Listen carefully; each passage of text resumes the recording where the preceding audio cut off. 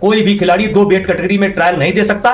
उन्होंने जूनियर पहलवानों का हक मारा था, गलत ट्रायल देकर के यहां से गई थी। उन्होंने पूरे सिस्टम को हाईजैक कर लिया था और जो वजन छिपा करके यहां से गई थी वही वजन वहां उनका काल बन गया।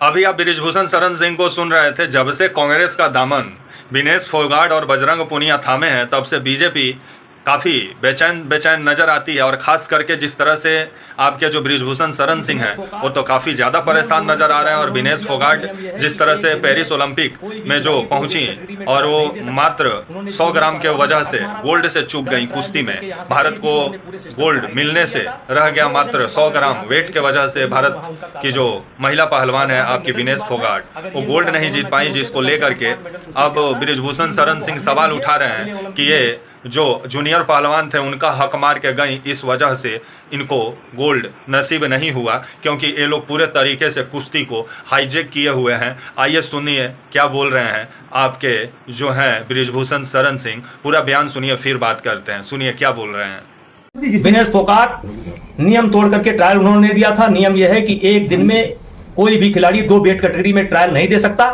उन्होंने जूनियर पहलवानों का हक मारा था, गलत ट्रायल देकर के यहां से गई थी। उन्होंने पूरे सिस्टम को हाईजैक कर लिया था और जो वजन छिपा करके यहां से गई थी वही वजन वहां उनका काल बन गया।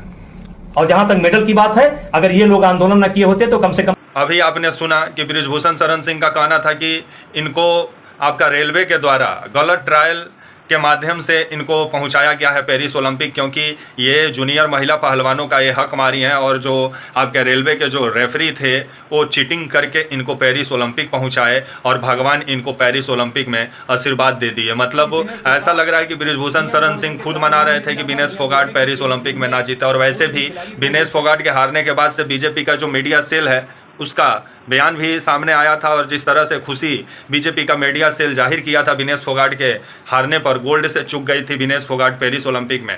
तो वहीं अब आपके जो बृजभूषण शरण सिंह हैं, इनका कहना है कि ये लोग जिस तरह से कुश्ती को पूरे तरीके से हाईजैक कर लिए थे और जिस तरह से कुश्ती में राजनीति को ये लोग शामिल करके पूरे तरीके से कुश्ती पर ये लोग कब्जा करना चाह रहे थे, अब आने वाले समय में ये लोग जैसे ही कुश्ती से हटेंगे वैसे ही भारत के जो पहलवान हैं, जो महिला पहलवान हैं, वो गोल्ड लेकर आएंगी। अगर ये लोग कुश्ती को हाईजैक नहीं किए रहते तो 5 को गोल्ड मेडल आता भारत को। लेकिन यही बृजभूषण शरण सिंह पर यौन शोषण का आरोप भी लगा हुआ है, महिला पहलवान लगाई हुई हैं, जिसको लेकर के बीजेपी पर भी विभिन्न सवाल खड़ा हुआ। अभी हरियाणा में विधानसभा चुनाव है और उससे पहले महिला पहलवान का मुद्दा अभी हरियाणा में गरमाया हुआ और कांग्रेस विनेश फोगाट को उम्मीदवार बना दी है जुलाना विधानसभा सीट से, जिस पर अभी बुरे तरीके से चिड़े हुए हैं आपके जो हैं बृजभूषण शरण सिंह। तो आने वाले समय में पश्चिमी जो आपका हरियाणा में भी इनका अच्छा खासा मतलब वोट बैंक है आपके बृजभूषण शरण सिंह का। तो वहीं इस बार बृजभूषण शरण सिंह के लिए हरियाणा में अग्नि परीक्षा और बीजेपी के लिए भी। तो आने वाले समय में जाट और किसान और पहलवान तीनों बीजेपी से नाराज हैं।